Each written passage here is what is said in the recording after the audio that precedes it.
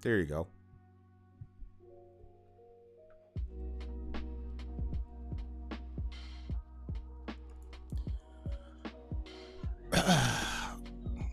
I really don't think it's censorship, guys. I really just think it's a bad microphone design or me not knowing how to work those mechanisms. I promise you, the U.S. government does not care about what I have to say. Not to that degree. But anyway, yeah, when we talk about civil war, I think, you know, it's very hard for me to conceive of the U.S. military wholesale just killing off Americans. I just don't see that happening. They would never, like I said, you can command the guy in the Air Force to fly that Spectre gunship over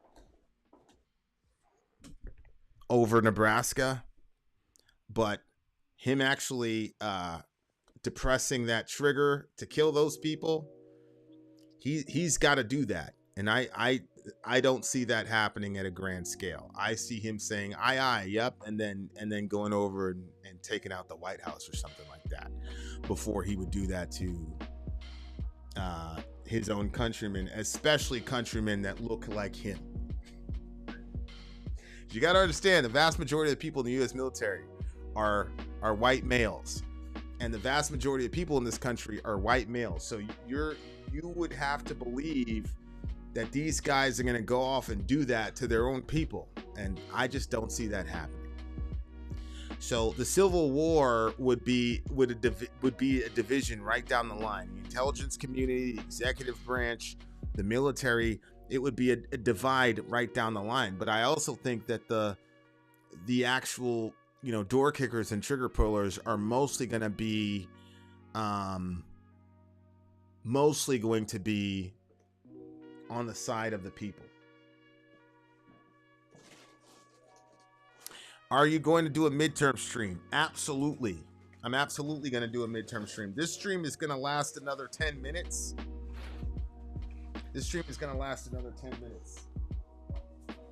Who are you trying to convince? I'm not trying to convince anybody. I think if we had a completely unified government, then a civil war would be a lot more sustainable, because as we all know, the U.S. government has overwhelming power. So it would actually be a better case scenario if everybody in the military would just operate lockstep with those orders. The fact that they wouldn't would prolong the Civil War and make it absolutely a bloody mess. It would take out a bunch of our leadership. It would just be an absolute disaster. So a better case scenario would be a completely homogenized, unified government that would, sort of like robotically go in lockstep with the commands and quell civilian resistance. But that's not the type of government we live in. People will be, it'll be divided right down the middle.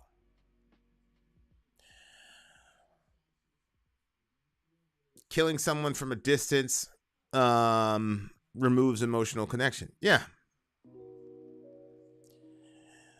A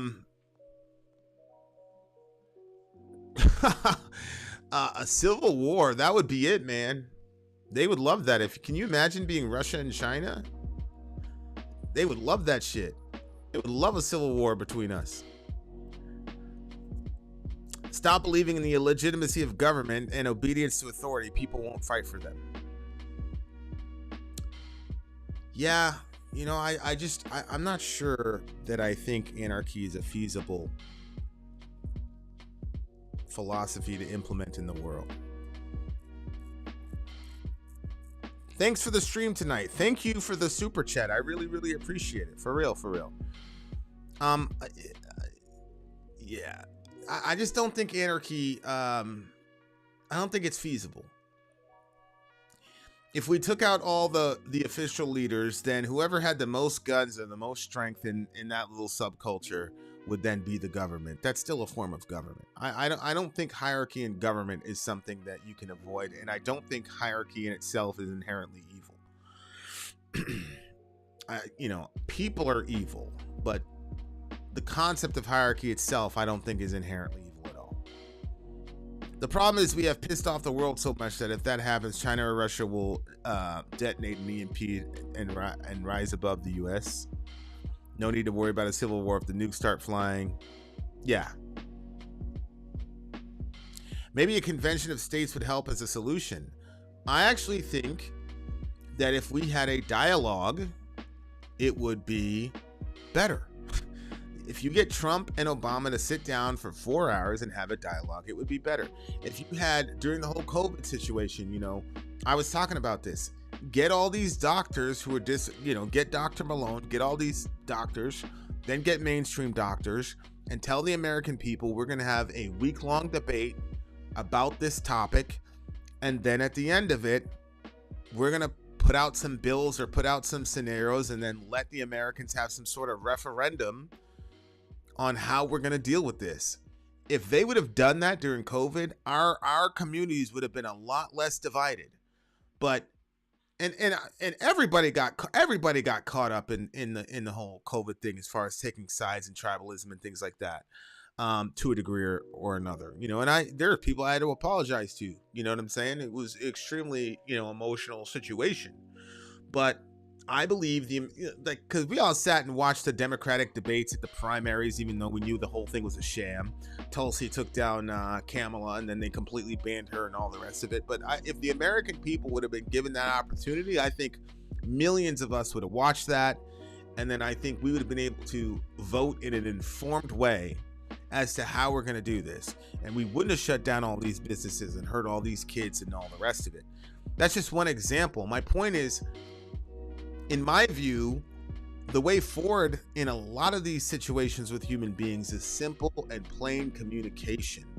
Let the policymakers and the policy enactors and the people who write let them debate. Let them exchange ideas in a rational way in front of the American people.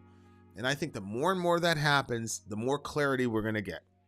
But the fact of the matter is, in a duopoly, you have to have a certain degree of animus, because if you don't have that animus, then the power to motivate people is gone, they think.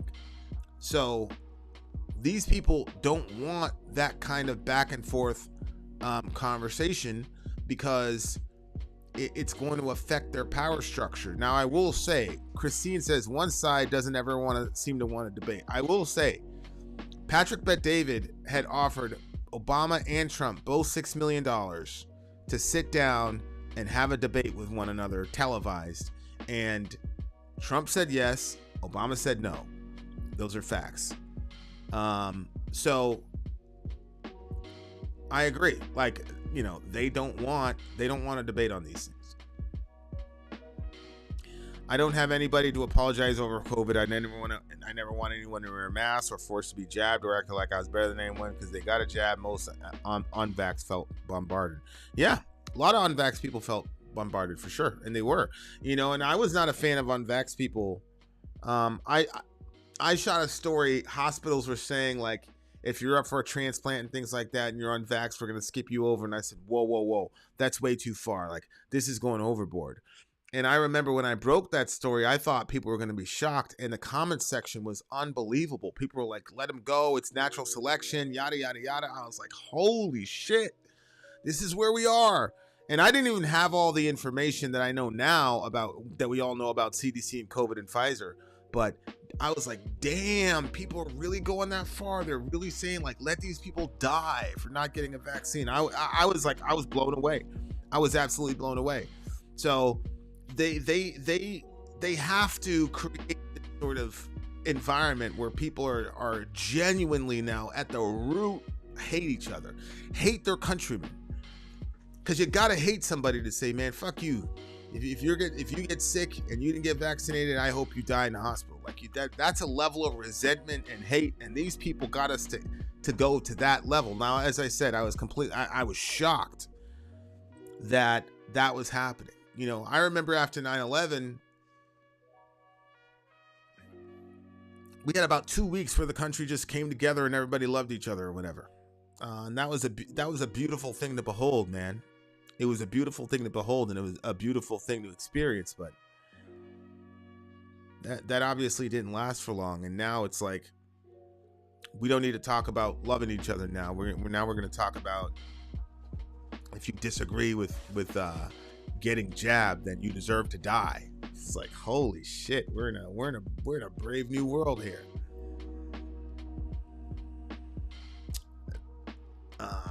So yeah,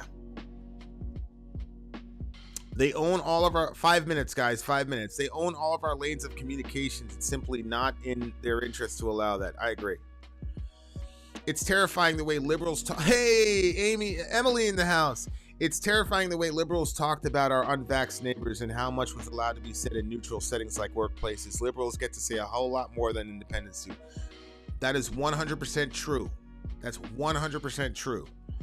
And like I said, like, I had serious issues. Like I had a family member, issues. We were reconnecting, and then I hadn't seen this person in literally 20 years, my father, literally 20 years. And then something happened with the ex, and all the kids got COVID. And I was just like, I was infuriated. I was furious.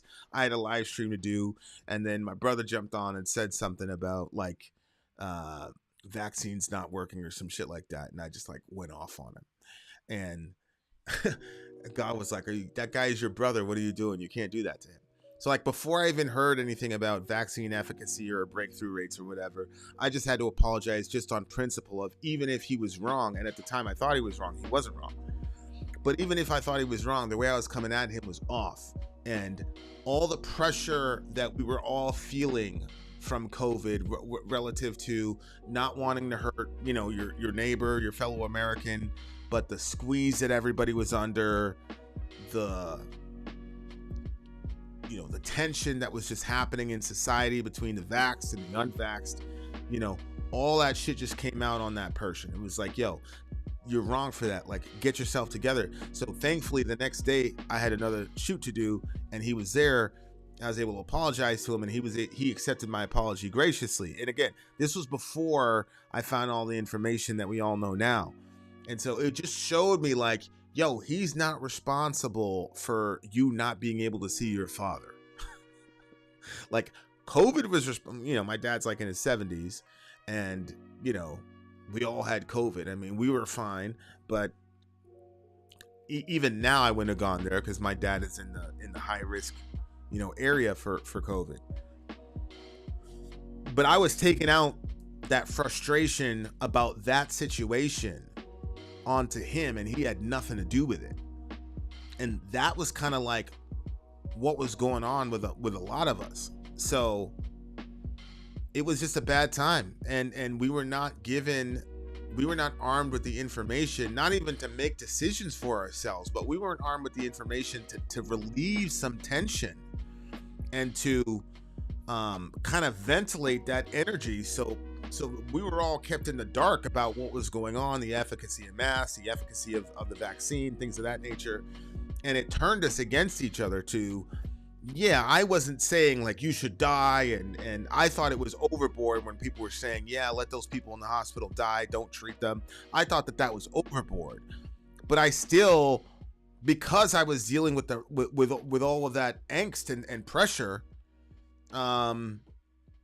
it didn't come out right. And so those are kind of the things, like, it's like, we're not learning from the past. You know what I'm saying? Like, we got to be able to learn. So now our government says, oh, this is happening.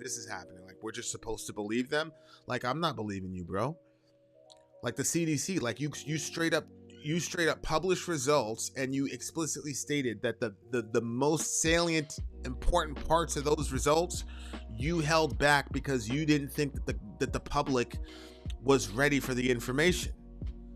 And so when you have a government that does that, you have government agencies that do that, you have to learn from that and adjust based on the new information. And if you don't adjust, then we're in a lot of trouble.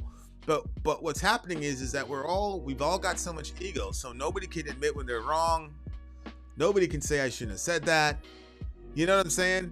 And so the government kind of uses our ego against us. It's like, well, you don't want to be wrong again or whatever. And so if you can't admit to yourself that you were wrong, then you're unable to protect yourself the next time a similar pattern emerges. The reason I don't care about saying I'm wrong is not because I'm a humble guy. I'm not a humble guy at all.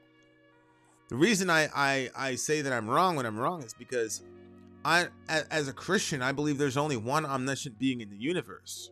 And if there's only one omniscient being in the universe, that means that what I know is almost infinitely smaller than what I don't know.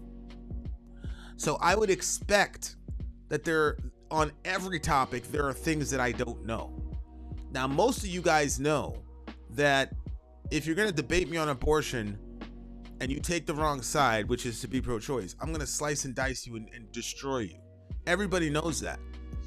But I learn something new every single day about that topic. And so the reason I have no problem with saying I was wrong here is because I want to be aligned with reality as closely as possible. And so there's no difference between saying I was right, 2 + 2 is 4, or saying I was wrong, 2 + 2 is not 5.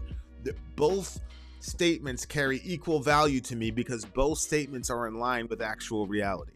And so our government uses our ego and our short attention span. When you put ego and a short attention span together, it is a very dangerous concoction. Because your ego will help you deny reality and your short attention span will help you not see patterns. So these people can do the same. I mean, look what's going on right now. Anyway, it's insane. It's absolutely insane. And so we gotta, my thing is we just gotta be a little bit smarter. The government is not omniscient. They're not omnipotent. They don't have an infinite supply of power. We can't beat them, but we've got to first be honest with ourselves and stop being so manipulated and be people who are driven by data and facts and evidence, and not people who are driven by our emotions, and not people who immediately I've seen so many times somebody puts a report out, they go, oh, that's not a credible source, I'm not going to look at it. I don't care if it's a credible source or not. You've got like the boy who cried wolf. Like, a lot of people miss out on the real moral of that story. Think about the boy who cried wolf. Most of the time what people say is on the child's side, therefore you shouldn't lie. Well, that's a good point. But the fact of the matter is, that kid is one kid who got eaten by the wolf, right? Here's the real story about the boy who cried wolf. The other people in the village did not listen to him because he was a bad source of information before. So instead of doing their due diligence, they ignored him because they said, oh, that guy's a bad source. Well, he was a bad source, but it just so happened that he told the truth that time. And so if you were to write, this is a continuation of the boy who cried wolf. Sure, that wolf ate that boy. But do you think that wolf is by himself? Wolves usually run in packs. So think about what happens to the rest of that village, because the rest of the villagers didn't listen to the guy because he was a bad source of information. Think.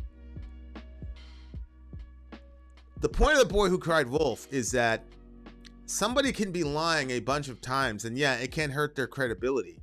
But every truth claim, when it's something that can have a material difference in your life for harm or good, every truth claim needs to be looked at on the basis of their own individual merits.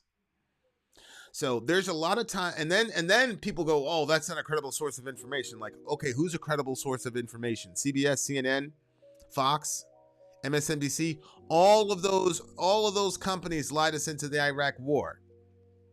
So I understand, like, it's a really tough balance. Like, oh, these people aren't credible. I get it. No media outlet is credible, but they've got to be judged on the merits of the truth claim. And if you just completely dismiss this person, oh, he's not a good source, I'm sorry, but I mean, Don Lemon, all these people have been wrong, but there are a lot of times when they're right. You have to judge these things on the merit of the claim itself. None of the mainstream media operators were allowing us to hear a contrary opinion about COVID. So people go, oh, that's from Rumble. If it's from Rumble, I'm not going to listen to it. Well, the only place Dr. Malone was able to talk was Rumble because, as we know now, the FBI and all these other operators were telling social media giants not to allow those people on those platforms. I mean, hell, Dr. Malone got canceled from LinkedIn. And it's true. Our sister's right. Alex Jones was right about Epstein. And the fact of the matter is, think about this. None of us, I have not met a single Homo sapien who believes that Epstein killed himself. What are the implications of that? Like, all of us are walking around in this country. Yeah, Epstein didn't kill himself. Then who killed him? You're saying our government extrajudiciously killed one of their own citizens and then told us all that he killed himself, but none of us believes that? Do you understand the implications of that? And all the major networks went along with that story. So are they now the boy who cried wolf? Should we then listen to them the next time they say something? You see how that works? I don't see a lot of difference. Where would anyone get their news if they purity tested news giver? They've all lied and didn't apologize for it. Correct. That's exactly right. So then where are we going to get our news then? None of these people have ever apologized to us about the Iraq war. And quite frankly, we're the last in line that need to be apologized to. We need to apologize to the people in the Middle East who are still now dealing with the reverberations of our bullshit. I can tell you personally for a fact that the media absolutely participated in the Arab Spring and ran psychological. I could tell you factually, without a doubt, that psychological operations were run against the U.S. people to support what our plan was with the Arab Spring. I can tell you that. There's no apology for that. Edward Snowden, Julian Assange. I mean, a lot of this shit is in front of our face. And you have very few people standing up for Julian Assange in the mainstream. I'd say that Jimmy Dore right now is mainstream. So, you know, that's one of the issues that I have. It's like, we've created this heuristic. It's like, okay, we know that we have state-run media in CNN, Fox News, all the rest of it. So then if you don't have state-run media, well, at least you can go to independent media, which is on YouTube and Twitter and all that. No, you can't do that because they've gotten to those people. And so then, if the state is squashing all contrary voices, then they get pushed to places like Rumble and things like that, then of course you're going to say, well, they're not credible. So it's a heuristic. It's a game that you play that only creates a certain kind of outcome. It manages a certain kind of outcome so that you think that you're making a decision yourself. You're seeing, the truthbeingtold.com. You go, okay, that's immediate. Your mind immediately turns off, but you think you're doing that voluntarily. And you're not realizing that, well, no, actually, this is a system. They systemically did this. Because the state owns our media. We all know this. CNN, Fox News, we say, oh, they're in the establishment Democrats, and then Fox News, you say they're establishment right. Okay, that means that our government is state-run media. That's why CNN was running an anti-Trump thing for 4 years in a row. Because the Democratic Party is a version of the state that wanted power and authority over people. Okay, so if you go to independent media, you can't go there because now the few oligarchs that own Twitter, Facebook, etc., they have a certain political persuasion, and they've admitted in broad daylight that they have teamed up with government agencies to silence and throttle and shut people down.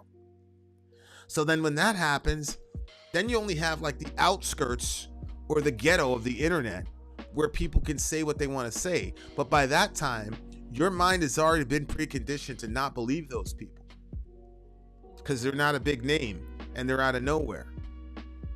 Or you go, oh my God, this is Rumble. I was listening to TYT. They were so dismissive of Rumble. Oh my God, it's on Rumble. Well, why are people going to Rumble? Why is Rumble so huge? So you see what they did. So they make it so that all the major spaces where people can communicate get dominated by state-run control, and then all the people on the edges on the internet ghetto, they're completely delegitimized automatically in your mind. You already have a tick in your mind where you're just going to disbelieve that guy because he's not on. You see what I'm saying? The FBI seems to work just fine for Hillary and Bernie's advantage every time, but Trump gets raided and impeached. Or, because I know some, or the FBI guys who would be on Trump's side are avid constitutionalists and would not want to use their power for political ends. The FBI is not a homogenous group of operators either, right? It's very, very complex. Very complex. You can tell who you can trust because they will make retractions if they convey incorrect info. Mainstream media will never offer up a correction unless there's overwhelming pressure to do so. Correct. It's true. It's very, very true. When the state is intertwined with the media or big pharma or the military industrial that's textbook fascism. I agree. And it's crazy to me. All the people that were talking about fascism during the Trump administration, who are rightly concerned about that, have no issue when the fascism is coming from not even the left, but from Democrats. It's mind-boggling to me because they've got us so emotional about this Donald Trump guy. They completely, that's one of the best. I got to tell you, what neoliberal media did with the character of Donald Trump. They made this dude the most dangerous person of all time, and they literally ginned up so many emotional reactions. They emotionalized the hell out of this process, and people were just not able to use their rational mind. It was unbelievable. Shout out to Danny Lee OGT. Good to see you, buddy. I don't believe Alex Jones is an enemy our media heads want us to believe. That's a good point too, Christine. Yeah. Look, I think the Parkland stuff, that Alex Jones is an absolute shit person for that.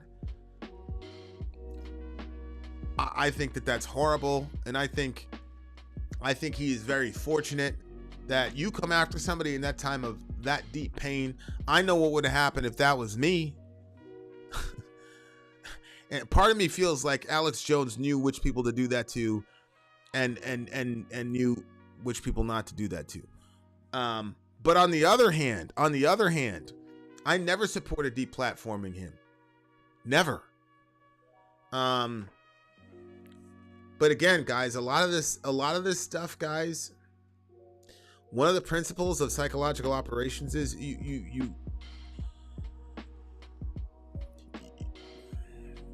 kind of test the soil, as it were. So like, let me give you the example that information czar lady. Think about that. If you seriously, truly wanted an information czar, you would have probably got somebody in their late 40s, right? Late 40s, early, a little bit of gray to communicate, some experience, right? They got some millennial girl who was, and I'm sorry, I'm saying girl because that's how she acted. You guys saw her YouTube channel and she was like on Broadway singing, "It's a lie, it's a lie. This is how we're going to do disinformation, blah, blah, blah, blah." That wasn't serious, but you're testing the soil. You're going to say, okay, how much are these people willing to put up with? Right? Same thing happened with PayPal. PayPal said, we're going to fine you $2,500 for disinformation. This is in the new PayPal. That was testing the soil. The giant outcry. PayPal said, okay, we're our bad. We didn't mean to do that. That's showing you this is how far down along the line these people are for what you call compliance, object compliance. You're not an object, but you're an objective, right? So they call it object compliance. Does that make sense? Because you're the objective is to get you to think a certain way. You're the object. So it'd be object compliance, and then subject compliance would be. But you put that out there and you see how people react, and people go, holy shit, I'm leaving PayPal, blah blah blah. That's how that shit works. So it's a very crazy time we're living in. And you know, that those two scenarios just right there, like, we're gonna put up the most ridiculous person up there to be your information czar, because we want to see how you're going to react to that, and we got to do a temperature check to see where you're at. Did you see the video of adults forcing? Yeah, I saw a video of a daycare calling police because the 6-month-old wouldn't wear a mask. I mean, this shit is, but here we are. Right? And that's why I'm saying, like, if you're a nefarious actor, you don't know how far along, how really deep you've got people until you do one of those temperature checks. And then once you do those temperature checks, you go, oh, okay, this is where we are, right? So yeah. And the cop, yeah, Popo showed up. Popo showed up. It's true. So Stoney says the methodological division of American people better wake up. They're playing us all. Yeah, I think a lot of people now are kind of like, what the fuck is happening? In fascist thought, it has more to do with belief that the nation itself is a body functioning as a single organism with the state as the head. Her song was on point, the information czar. Yeah, you had an information czar that went along and said that the Hunter Biden laptop story was Russian disinformation. She went on record and said that. It wasn't. But she's supposed to be the information czar. And in what situation in the United States could you even... Do you know what happened when the Brits sent their tax man to start collecting taxes on tea? You know what John Adams and the Sons of Liberty said? They said, listen, we need you to show up here at this time, and if you do, we can guarantee your safety. And homeboy showed up, and he bounced. He was back in Britain in no time. They almost killed that dude. I'm not saying that anybody should have threatened any violence toward this woman, but can you imagine what the founding fathers would have done if they would have said, yeah, this person now is going to police all your speech? This clown. God forgive me, but that girl was a clown, subhanAllah. And they didn't even try to make her look like she was in any official capacity whatsoever. That was a temperature check. That's my view. Feel how you want to feel about it. And maybe I'm projecting, maybe I'm, whatever. But to me, that was testing the soil. It was an object estimation, as they call it. That's the technical term, is an object estimation. And that's what it looked like to me. That's what it looked like to me.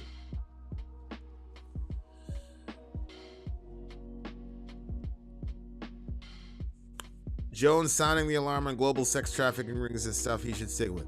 Yeah, I mean, and that's the thing. When you get a guy like Alex Jones, he might be calling wolf 50% of the time, but if you are an actual wolf, think about this for a second. You go back to the boy who cried wolf.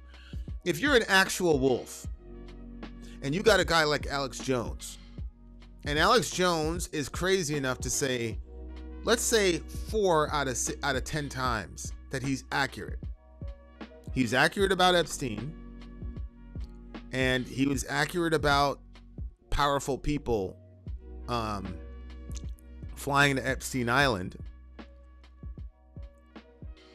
If you were a wolf and you had a guy like that, wouldn't you want to destroy him?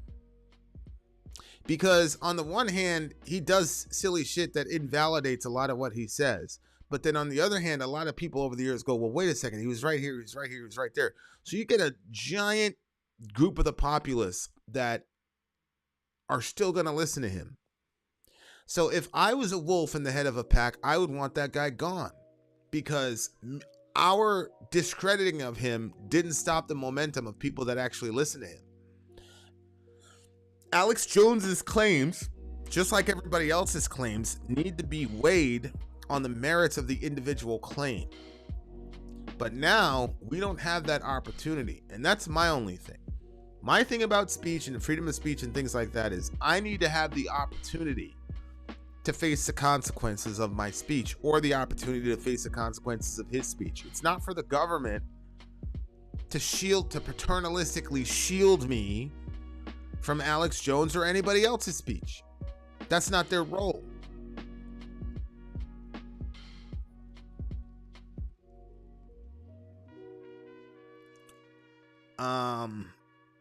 Watch the Andrew Tate, Piers Morgan debate on misogyny with your boys. I think it will generate a robust discussion.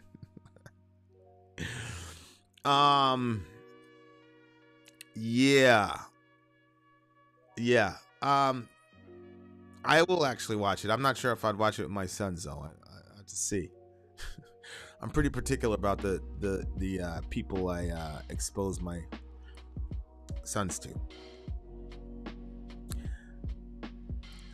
The fact that Obama and Hillary has mentioned him by name before writing him off, that told me enough right there. I mean, it's true. One of the ways I judge the quality of a person is who their enemies are.